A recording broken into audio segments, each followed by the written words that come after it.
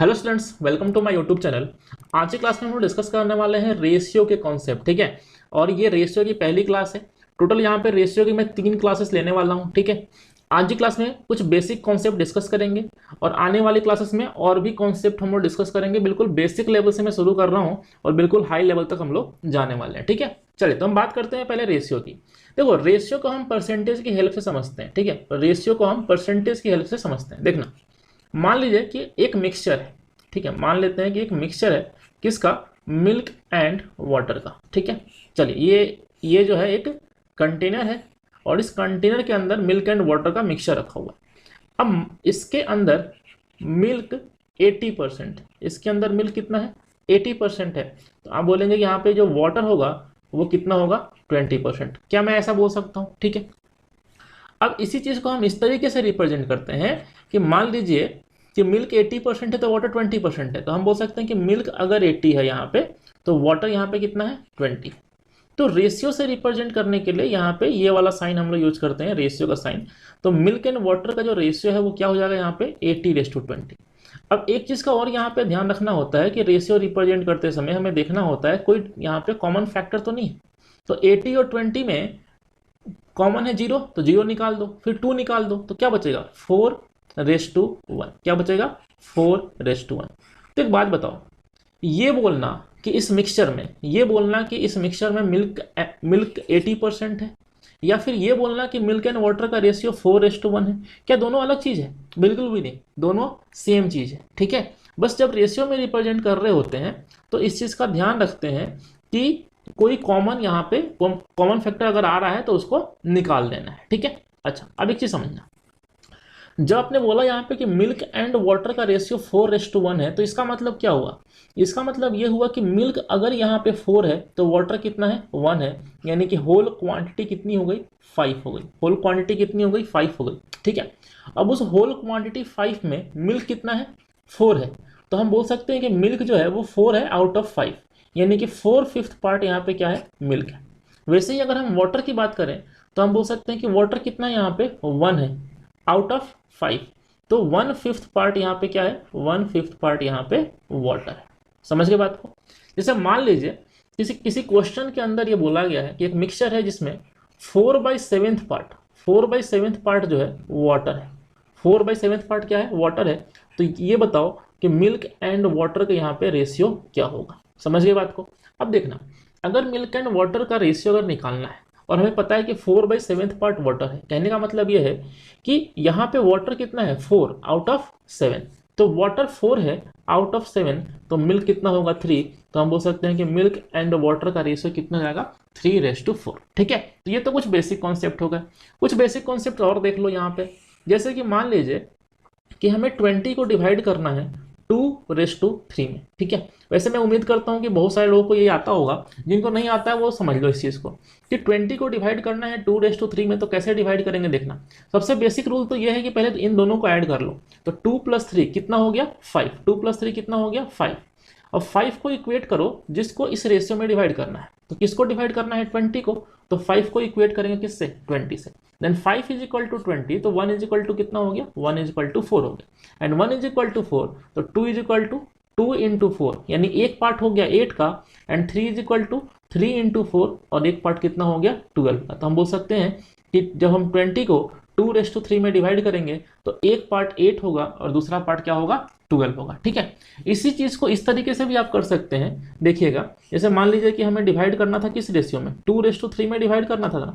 ठीक है, तो हम क्या बोल सकते हैं कि पहला जो पार्ट है यहाँ पे, पहला पार्ट वो 2 है आउट ऑफ 2 + 3, आउट ऑफ 2 + 3 यानी कि आउट ऑफ 5। ठीक है, दूसरा पार्ट जो है वो 3 है आउट ऑफ 3 + 2 यानी कि 5। समझ गए बात को? तो हम बोल सकते हैं कि 2:3 में अगर डिवाइड करना है तो पहला पार्ट जो है वो 2/5 है और दूसरा पार्ट कितना है, 3/5 है। ठीक है, किसका, तो जिसको इस रेशियो में डिवाइड करना है। तो किसको डिवाइड करना है, 20 को। तो करना क्या है कि यहाँ पे 20 का मल्टीप्लाई कर लोगे तो ये 8 जाएगा, और यहाँ पे 20 का मल्टीप्लाई कर दोगे तो ये कितना जाएगा, 12 जाएगा। ठीक है, तो इस तरीके से डिवाइड कर सकते हो, इस तरीके से डिवाइड कर सकते हो। ठीक है, ये तो खैर सबको आना ही चाहिए। ठीक है, और ये जो है इसकी स्पीड आपको इतनी इंप्रूव कर लेनी है कि आप देखते ही सॉल्व कर पाओ, इतना लिखना भी नहीं पड़े। मुझे समझाना है इसलिए लिखना पड़ रहा है। ठीक है, चलिए कुछ बेसिक चीजें और देख लेते हैं यहाँ पे। जैसे मान लीजिए कि हमें दिया हुआ है a रेस टू बी और फिर दिया हुआ है b रेस टू सी। ठीक है, मान लीजिए कि a रेस टू बी दिया है 2 रेस टू 3 और b रेस टू सी दिया हुआ है यहाँ पे 4 रेस टू 5। ठीक है, और हमसे पूछा गया है यहाँ पे a raise to b race to C कितना होगा।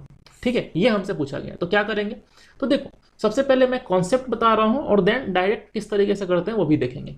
पहले देखो कि a रेस टू बी कितना है 2 रेस टू 3 और a रेस टू बी में b की वैल्यू जो है वो कितनी है, तो हम बोल सकते हैं कि a रेस टू बी में b की वैल्यू कितनी है 3 है। ठीक है, ओके, और b रेस टू सी कितना है 4 रेस टू 5, तो b रेस टू सी में b की वैल्यू कितनी है 4 है। तो देखो b की वैल्यू यहाँ पे 3 है, ठीक है, पहले वाले रेशियो में, और दूसरे वाले रेशियो में b की वैल्यू कितनी है 4 है। भाई देखो b की अगर हम बात करें तो b की अलग अलग वैल्यू नहीं हो सकती, b की वैल्यू होगी तो सेम ही होगी। तो यहाँ पे 3 है और यहाँ पे 4 है, तो ऐसा तो नहीं चलेगा ना। तो हम क्या करेंगे यहाँ पे कि b की वैल्यू को ना इक्वेट करेंगे, b की वैल्यू को क्या करेंगे इक्वेट करेंगे। कैसे इक्वेट करेंगे, तो देखो 3 और 4 को इक्वेट करना है तो 3 में 4 का मल्टीप्लाई और 4 में 3 का मल्टीप्लाई, ये हम करते हैं। ठीक है, ये मैंने आपको प्रॉफिट लॉस में भी बताया था। चलिए, तो b की वैल्यू क्या हो गई, इक्वेट हो गई। अब b की वैल्यू को इक्वेट करने के लिए यहाँ पे आपने किसका मल्टीप्लाई किया 4 का, तो भाई इधर भी 4 का मल्टीप्लाई करना पड़ेगा। ठीक है, क्योंकि दोनों रेशियो है ना, तो किसी एक में मल्टीप्लाई करोगे तो आपको दोनों में मल्टीप्लाई करना पड़ेगा। ठीक है, और यहाँ पे किसका मल्टीप्लाई किया आपने, b को इक्वेट करने के लिए 3 का मल्टीप्लाई किया, तो भाई यहाँ पे 3 का मल्टीप्लाई किया तो यहाँ भी आपको 3 का मल्टीप्लाई करना पड़ेगा। ठीक है, चलिए, तो a की वैल्यू कितनी हो गई, तो a की वैल्यू हो गई 2 इंटू 4 यानी कि 8। b की वैल्यू कितनी हो गई भाई 3 इंटू 4 करो या फिर 4 इंटू 3 करो, b की वैल्यू हमने इक्वेट किया था तो कितना हो गया 12 हो गया, और c की वैल्यू क्या हो जाएगी 5 इंटू 3 15। ठीक है, तो ये तो हो गया आपका कॉन्सेप्ट। इसी चीज को अगर डायरेक्ट करना है तो कैसे करेंगे देखिएगा, तो a रेस टू b था हमारे पास कितना था 2 ratio 3 and b raise to c था हमारे पास 4 रेस टू 5। ठीक है, डायरेक्ट करने का मेथड ये है कि भाई इसको यहाँ मल्टीप्लाई कर दो, तो 2 इंटू 4 कितना हो गया 8।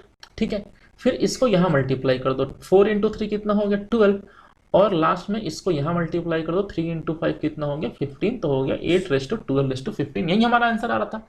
लेकिन यहाँ पे इस चीज़ का ध्यान रखना कि a रेस टू b के बाद b रेस टू c लिखना है ना, a b के बाद b c होना चाहिए, ऐसा नहीं कि यहाँ पे उल्टा c b हो जाए। ठीक है, तो ये ध्यान रखना है इस चीज़ को अप्लाई करने से पहले। ठीक है, चलिए नेक्स्ट यहाँ पे एक और चीज़ देखते हैं। जैसे मान लीजिए कि आपको दिया हुआ है a रेस टू b, ठीक है, 1 रेस टू 2 दिया हुआ है, फिर मान लीजिए दिया हुआ है आपको b रेस टू c, ये दिया हुआ है आपको 3 रेस टू 4। ठीक है, और उसके बाद दिया हुआ है c रेस टू d, ये दिया हुआ है आपका 1 रेस टू 5।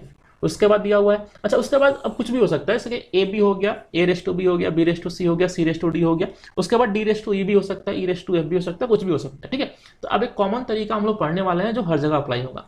चलिए, तो यहाँ पे कुल मिला के आपको निकालना है a raise to b raise to c ratio d। ठीक है, ये आपको निकालना है। ठीक है, अब एक समझना, सबसे पहले क्या करना है, सबसे पहले करना यह है कि यहाँ पे जो लेफ्ट साइड में नंबर्स दिख रहे हैं ना उनको मल्टीप्लाई कर दो जल्दी से। तो लेफ्ट साइड में नंबर्स जो दिख रहे हैं यहाँ पे, तो 1 3 1, इनको मल्टीप्लाई कर दो, और इनको मल्टीप्लाई करने के बाद जो भी वैल्यू आएगी वो वैल्यू होगी a की। ठीक है, ये ध्यान रखना, इनको मल्टीप्लाई करने के बाद जो भी वैल्यू आएगी वो a की वैल्यू होगी।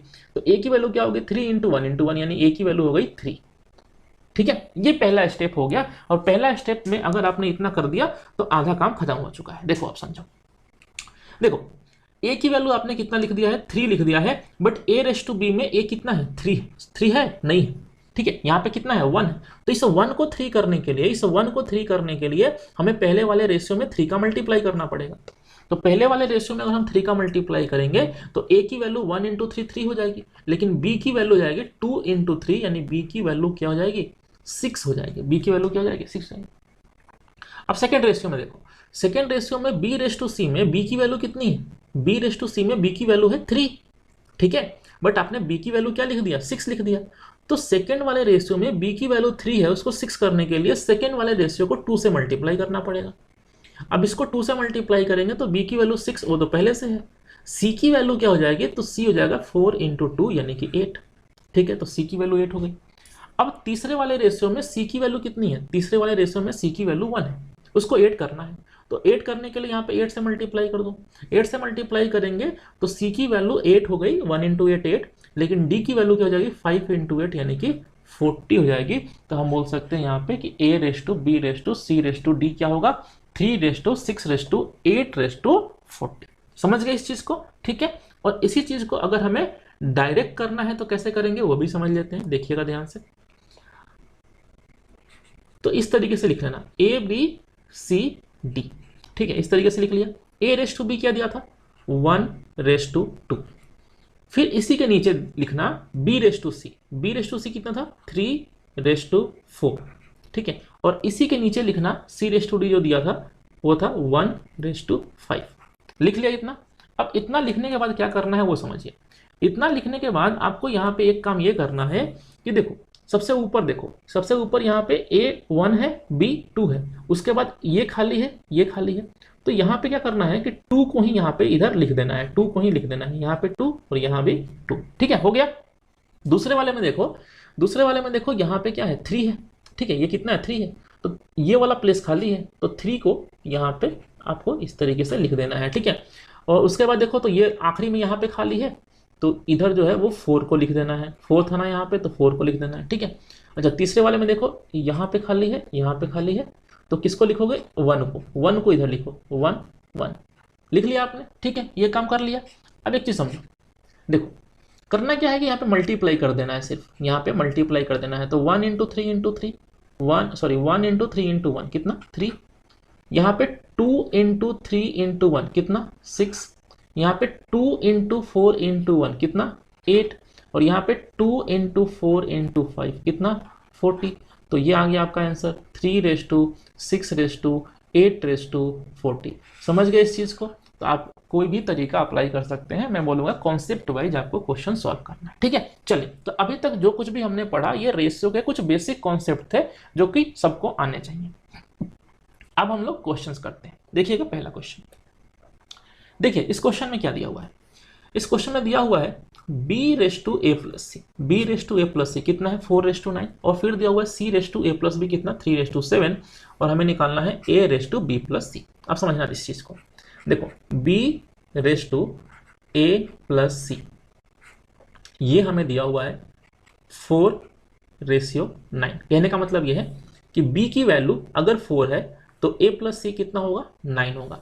फिर दिया हुआ है c raise to a plus b कितना दिया हुआ है 3 रेस टू 7। इसका मतलब क्या हुआ कि c की वैल्यू अगर 3 है तो a प्लस b की वैल्यू क्या हो जाएगी 7 हो जाएगी, ठीक है। इस चीज को समझ पा रहे हैं आप लोग।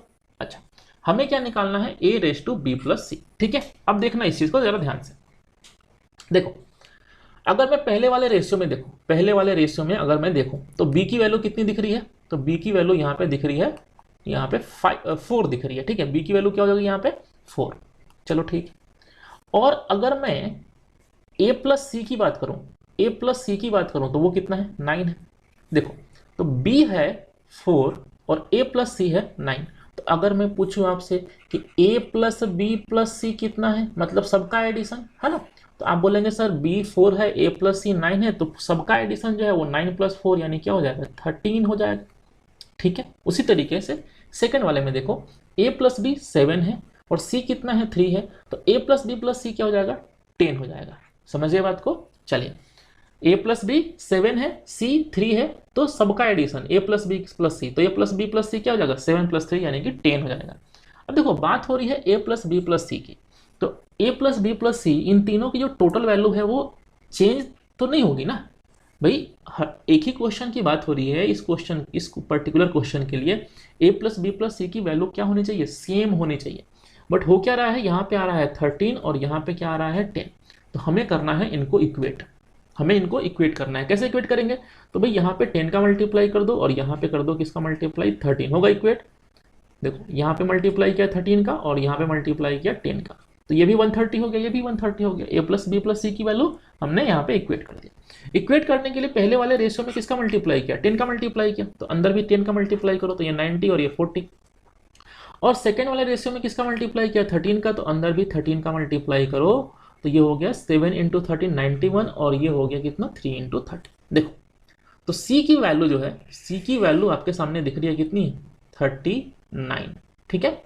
b की वैल्यू जो है वो क्या हो गई आपके, b की वैल्यू हो गई यहाँ पे 40, a की वैल्यू नहीं दिख रही। अब समझो, ये जो है ये 7 इंटू 13 ये कितना होता है 91, और ये 91 जो है वो a प्लस बी को रिप्रेजेंट कर रहा है। किसको रिप्रेजेंट कर रहा है? a प्लस बी को। और हमें पता है कि b कितना है, b 40 है। तो b अगर 40 है, ठीक है, तो a कितना होगा? तो हम बोल सकते हैं कि b अगर 40 है तो a कितना होगा 51। समझ गए बात को? a कितना हो जाएगा 51। अब हमसे क्वेश्चन में पूछा गया है a race to B plus C, तो a जो है वो 51 हो गया, a कितना हो गया 51, बी हो चुका है 40, एंड सी कितना हो चुका है 39 है, यहाँ पे प्लस का साइन आएगा बीच में। तो आपका जो आंसर होगा वो क्या होगा 51 रेस टू बी 40 सी 39, तो इन दोनों का एडिशन कितना जाएगा 79। तो हमारा आंसर होगा 51 रेस टू 79। ठीक है, तो ये हो गया हमारे पहले क्वेश्चन का आंसर। ठीक है, चलिए सेकंड क्वेश्चन देखते हैं। सेकंड क्वेश्चन में क्या दिया हुआ है, देखिए क्या बोला गया। 1540 is distributed among A, B and C such that A receive 2/9 as much as B and C। कहने का मतलब यह है कि A रिसीव यानी A को मिलेगा, कितना मिलेगा 2/9 as much as B and C together। इस तरीके से लिख सकते हैं। तो इसको भाई ऐसे भी लिख सकते हो A बटे B plus C is equal to 2/9 लिख सकते हैं। और इस चीज को हम ऐसे भी लिख सकते हैं A ratio B plus C is equal to 2/9। ऐसे भी लिख सकते हैं क्या, कोई दिक्कत नहीं होनी चाहिए। ठीक है, आगे देखो क्या बोला गया। आगे बोला गया B receive 3/11 as much as A and C। जैसे अभी पहले स्टेटमेंट को हमने सॉल्व किया उसी तरीके से सेकंड स्टेटमेंट को सॉल्व करोगे तो यहां से क्या निकलेगा B रिसीव यानी कि B रेशियो 3/11 यानी रेशियो जो होगा वो होगा 3/11 as much as A and C यानी कि B raise to A plus C जो है B raise to A plus C वो क्या होगा 3/11। तो ये हमें दिया हुआ है क्वेश्चन में। अभी जो प्रीवियस क्वेश्चन में डायरेक्ट डेटा दिया था उसी डेटा को थोड़ा सा यहाँ पे लैंग्वेज के रूप में दिया हुआ है, बस ये अंतर है। ठीक है, अब देखो A की वैल्यू कितनी हो गई, यहाँ पे A की वैल्यू हो गई 2 पहले वाले रेशियो में, और B प्लस C 9, तो A plus B plus C कितना हो गया 11। ठीक है, ओके। दूसरे वाले में B कितना है 3, A प्लस C 11, तो A plus B plus C कितना हो जाएगा 14 हो गया। अब क्या बताया था मैंने कि भाई पहले वाले रेशियो को जब हमने ऐड किया तो A plus B plus C की वैल्यू क्या आ रही है 11 आ रही है, और दूसरे वाले रेशियो को ऐड किया तो A plus B plus C की वैल्यू क्या आ रही है 14 आ रही है। भाई इन दोनों वैल्यू को क्या करोगे, इन दोनों वैल्यू को इक्वेट करोगे। कैसे इक्वेट करोगे, तो ऊपर मल्टीप्लाई 14 का और नीचे 11 का। ठीक है, ऊपर अगर 14 का मल्टीप्लाई करते हैं पहले वाले रेशियो में तो अंदर भी 14 का मल्टीप्लाई करना पड़ेगा। ठीक है, यहाँ भी 14 का मल्टीप्लाई और यहाँ भी 14 का मल्टीप्लाई, और सेकंड रेशियो में आपने 11 का मल्टीप्लाई किया तो यहाँ भी 11 का मल्टीप्लाई करना पड़ेगा और यहाँ भी 11 का मल्टीप्लाई करना पड़ेगा। तो देखो A की जो वैल्यू है वो हो गई आपकी 14 इंटू 2 यानी कि A तो हो गया आपका 28। ठीक है, चलिए B की वैल्यू जो देखो B की वैल्यू कितनी हो गई 3 इंटू 11। B की वैल्यू क्या हो गई 3 इंटू 11, तो B को हम लिख सकते हैं यहाँ पे 33। अब देखो 11 इंटू 11 क्या है, 11 इंटू 11 ये हो गया 121। अब ये 121 किसकी वैल्यू है A प्लस सी, किसकी वैल्यू है ये A प्लस सी। ठीक है, चलिए, और A मुझे पता है A कितना है 28 है, तो C कितना होगा 121 माइनस 28 है ना, 121 माइनस 28। ठीक है, ये करोगे तो आएगा 93। तो C की वैल्यू क्या हो जाएगी, C की वैल्यू हो जाएगी 93। तो हम बोल सकते हैं C कितना हो गया 93। ठीक है, चलिए हमें क्या बताना है भाई, हमें जो है वो 1540 को डिस्ट्रीब्यूट करना था इनके बीच में।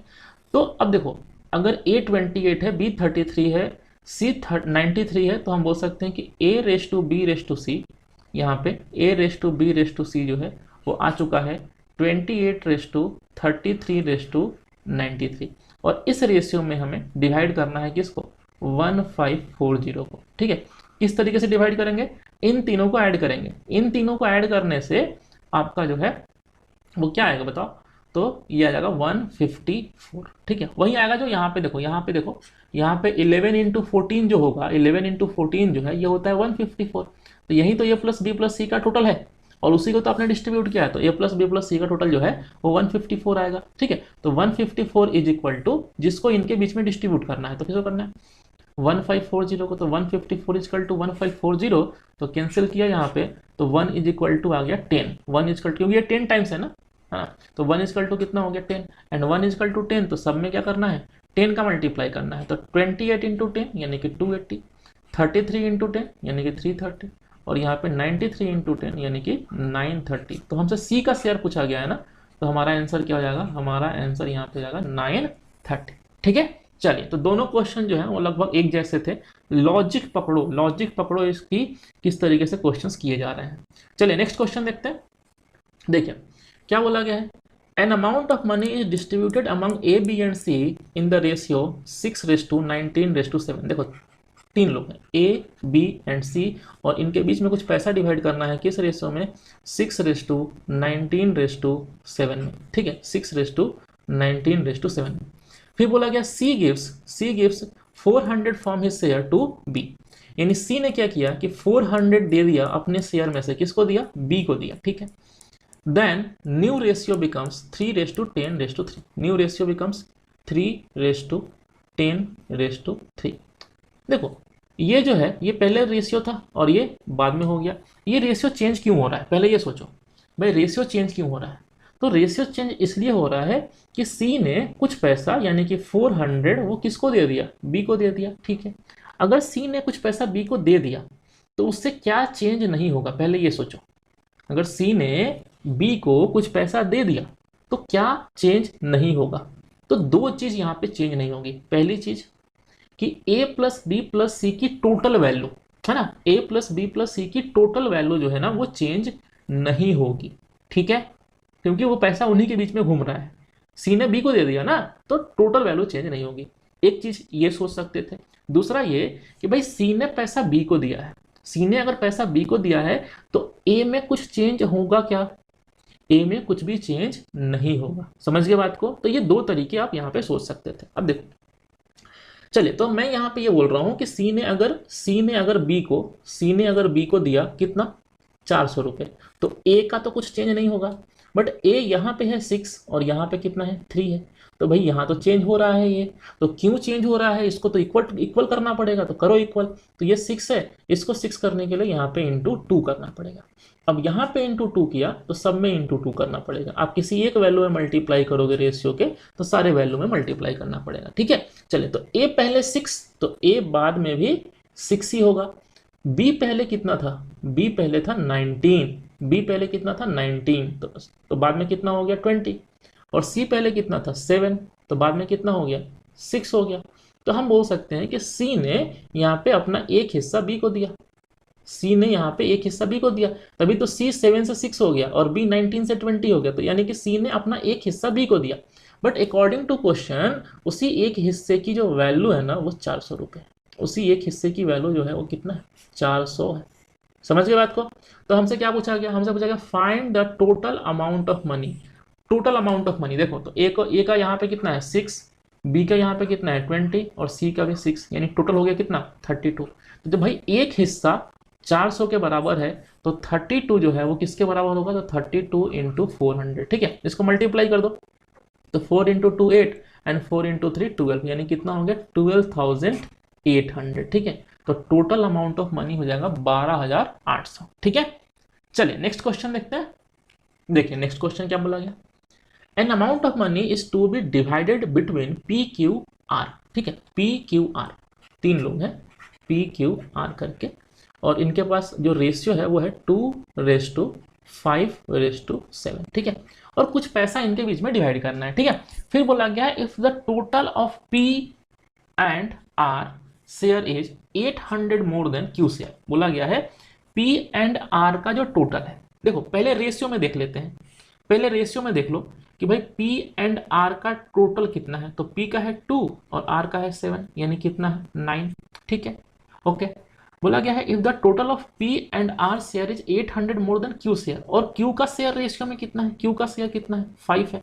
तो यहाँ पे हम क्या देख पा रहे हैं रेशियो के अकॉर्डिंग कि पी एंड आर का टोटल है 9 एंड क्यू का टोटल कितना है 5 है। तो यहाँ पे पी एंड आर का जो टोटल है वो क्यू के टोटल से 4 एक्स्ट्रा है ना, 4 एक्स्ट्रा है। समझिए बात को, according to ratio. But question क्या बोल रहा है, कितना एक्स्ट्रा होना चाहिए 800। ठीक है, तो कहने का मतलब है यही 4 जो है ना वो 800 के इक्वल है। तो 4 अगर 800 के इक्वल है तो 1 किसके इक्वल है? 1 इक्वल है 200 के। तो हमसे क्या पूछा गया? What will be P share, P का शेयर बताना है। तो यहाँ पे 2 की वैल्यू क्या होगी? तो 2 इंटू 200, 2 इंटू कितना? 200। तो यहाँ पे हो जाएगा आपका आंसर 400। समझ गए बात को? तो P का जो हिस्सा होगा वो 400 होगा। हम सबका निकाल सकते हैं, Q का यहाँ पे निकालना हो तो इंटू 200 यानी कि 1000 हो जाएगा। अगर R का निकालना हो तो इंटू 200 यानी कितना हो जाएगा? 1400 हो जाएगा। तो इस तरीके से हम सबका हिस्सा निकाल सकते हैं और टोटल वैल्यू जो है वो भी देख लो कितनी हो जाएगी, वो जाएगी यहाँ पे 2800। ठीक है, चलिए नेक्स्ट क्वेश्चन देखते हैं। देखिए क्या बोला गया, अच्छा क्वेश्चन है, ध्यान से समझना। बोला गया एक वाटरमेलन है, एक बड़ा सा वाटरमेलन है, इसको हमने कट किया है कितने पार्ट में? 2 पार्ट में। और किस रेशियो में कट किया है? 3:5 में। देखो एक वाटरमेलन है, एक बड़ा सा वाटरमेलन है, उसको पहले कट किया हमने किस रेशियो में?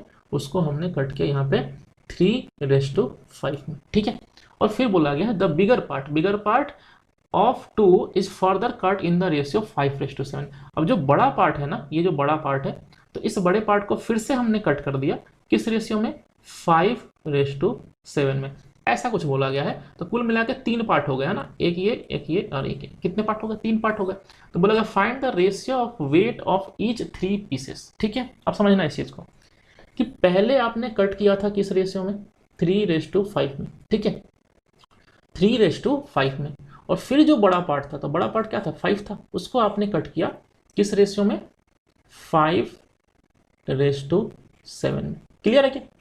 अब एक चीज समझना है ना, जरा दिमाग लगाना यहाँ पे, है ना। देखो अगर यहाँ पे शुरू में देखा जाए तो छोटा पार्ट 3 है तो बड़ा पार्ट 5 है। ठीक है, शुरू में सबसे पहले की बात कर रहा हूँ।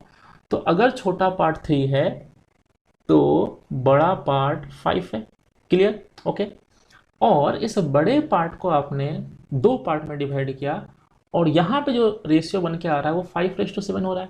तो कहने का मतलब ये है कि एक पार्ट यहाँ पे 5 है तो दूसरा पार्ट क्या है? 7 है। यानी कि इन दोनों पार्ट का जो एडिशन है वो 12 होना चाहिए। 5 + 7, इन दोनों पार्ट का एडिशन 12 होना चाहिए। लेकिन इन दोनों पार्ट की जो टोटल वैल्यू है वो यहाँ पे देखो कितनी है? 5। ठीक है, तो यहाँ पे 5 है बट मुझे ये पता लग रहा है कि होनी चाहिए कितनी? 12। तो कहने का मतलब ये है कि जो 5 है वही ये 12 है। जिस चीज को ये 5 रिप्रेजेंट कर रहा है, बड़े वाले पार्ट की वैल्यू को रिप्रेजेंट कर रहा है ना 5, तो ये 12 भी तो उसी चीज को रिप्रेजेंट कर रहा है। बड़े वाले पार्ट को आपने डिवाइड किया 5:7 में, मतलब एक पार्ट 5 दूसरा 7, तो दोनों मिला के बड़ा पार्ट 12 का हो गया। तो कहने का मतलब ये है कि ये 12 जिस चीज को रिप्रेजेंट कर रहा है उसी चीज को ये 5 भी रिप्रेजेंट कर रहा है। तो ये दोनों वैल्यू सेम होनी चाहिए। ये दोनों वैल्यू क्या होनी चाहिए? सेम होनी चाहिए। तो इन दोनों वैल्यू को हम यहाँ पे इक्वेट करते हैं। कैसे इक्वेट करें? तो 5 में 12 का मल्टीप्लाई और 12 में किसका मल्टीप्लाई? 5 का। समझ गए बात को? ठीक है, अब 5 में 12 का मल्टीप्लाई कर दिया तो भाई यहाँ भी 12 का मल्टीप्लाई करना पड़ेगा क्योंकि इस 5 का रिलेशन इस 3 के साथ है ना। ठीक है, और इस 12 में 5 का मल्टीप्लाई किया तो ये 12 5 और 7 दोनों को ऐड करने से आया था, तो इधर भी 5 का मल्टीप्लाई होगा। तो यहाँ पे एक हो जाएगा 25 का और दूसरा हो जाएगा यहाँ पे 35 का। समझ गए बात को? तो यहाँ पे एक पार्ट जो है वो हो गया कितने का? 36 का। और दूसरा पार्ट जो है वो यहाँ पे अगर देखोगे तो 12 × 5 यानी कि 60 का हो गया। लेकिन इसके 2 टुकड़े हमने कर दिए हैं, तो एक टुकड़ा यहाँ पे हो गया कितने का? 25 का, और एक दूसरा टुकड़ा जो है वो हो गया कितने का? 35 का। तो यहाँ पे तीनों पार्ट के बीच में जो रेशियो आएगा वो होगा 36:25:35। समझ गए इस चीज को? कोई दिक्कत नहीं होनी चाहिए यहाँ तक। ठीक है, चलिए एक और क्वेश्चन देखते हैं। नेक्स्ट क्वेश्चन देखिए, देखो क्या बोला गया। बोला कि the value of diamond is 4000। एक डायमंड है उसकी वैल्यू कितनी है? Sorry 40,000, which is directly proportional to the square of its weight. कहने का मतलब ये है कि डायमंड है उसकी जो वैल्यू है, उसकी एक जो वैल्यू है वो डायरेक्टली प्रोपोर्शनल है वेट के स्क्वायर पे, वेट के स्क्वायर पे। इसका मतलब क्या हुआ पहले वो समझ लो। देखो जैसे मान लो कि एक डायमंड जो है वो 1 ग्राम का है और एक डायमंड जो है वो 2 ग्राम का है। ठीक, और एक डायमंड जो है वो 3 ग्राम का है, मान लेते हैं ये वेट है। तो इनकी जो वैल्यू होगी वो होगी यहाँ पे वेट के स्क्वायर के प्रोपोर्शन में। तो वेट अगर 1 ग्राम का है तो 1 का स्क्वायर 1, अगर 2 ग्राम का है तो 2 का स्क्वायर 4, अगर 3 ग्राम का है 3 का स्क्वायर 9। तो कहने का मतलब ये है कि अगर वेट 1:3 के रेशियो में है, वेट जो है वो 1:3 के रेशियो में है, तो इसकी कॉस्ट यानी कि जो वैल्यू है वो होगी 1:4:9 के रेशियो में। समझ गए इस चीज़ को? कहने का मतलब ये है कि वेट का जब स्क्वायर कर देंगे तो उससे हमें रेशियो मिल जाएगा किसका? कॉस्ट यानी कि वैल्यू का। ठीक है, अब बोला ये गया है क्वेश्चन में, आगे देखना। For the some reason diamond fall and is broken into 2 part, यानी कि कोई डायमंड है वो टूट गया, कितने पार्ट में? 2 पार्ट में। और किस रेशियो में टूटा? 1:3 में। किस रेशियो में टूटा? 1:3 में। ठीक है, तो हम यहाँ पे ये बोल सकते थे कि अगर ये टूटा नहीं रहता तो ये होता 1 + 3 यानी 4 का। ठीक है भाई, फिलहाल तो टूट गया ना, 2 पार्ट में टूट गया 1:3 में। तो हम ये बोल रहे हैं कि अगर ये टूटा नहीं रहता तो ये 1 + 3 यानी 4 का रहता। क्लियर है? ओके। अब यहाँ पे बात हो रही है ये वेट की। किसकी बात हो रही है? ये वेट की। ठीक है, चलिए, तो अगर 1:3 में टूट गया, अगर टूटा नहीं रहता तो 4 का रहता, अगर 4 का रहता तो इसकी वैल्यू बोल सकता हूँ 4² यानी कि 16 रहती। ठीक है, अगर टूटा नहीं रहता तो 4 का रहता, और 4 का रहता तो उसकी वैल्यू 4² यानी कि 16 रहती। ठीक है, ओके। अब अगर टूट गया 1:3 में तो वैल्यू कितनी रह गई? तो 3² यानी कि 9 एंड 1² यानी कि 1, यानी कि दोनों पार्ट को मिला दें तो वैल्यू जो है वो रह गई है कितनी? 10। तो एक डायमंड जिसकी वैल्यू कितनी थी? 16 थी। जिसकी वैल्यू कितनी थी? 16 थी, उसकी वैल्यू 10 रह गई। तो कितने का नुकसान हुआ भाई? तो यहाँ पे नुकसान हुआ 6 का। यहाँ पे नुकसान कितने का हुआ? 6 का हुआ आउट ऑफ 16। 16 में से 6 रुपए का नुकसान हो गया, तो 6 आउट ऑफ 16 का नुकसान हो गया। इसको हमें चेंज करना है परसेंटेज में, क्योंकि हमसे पूछा गया फाइंड आउट लॉस परसेंटेज।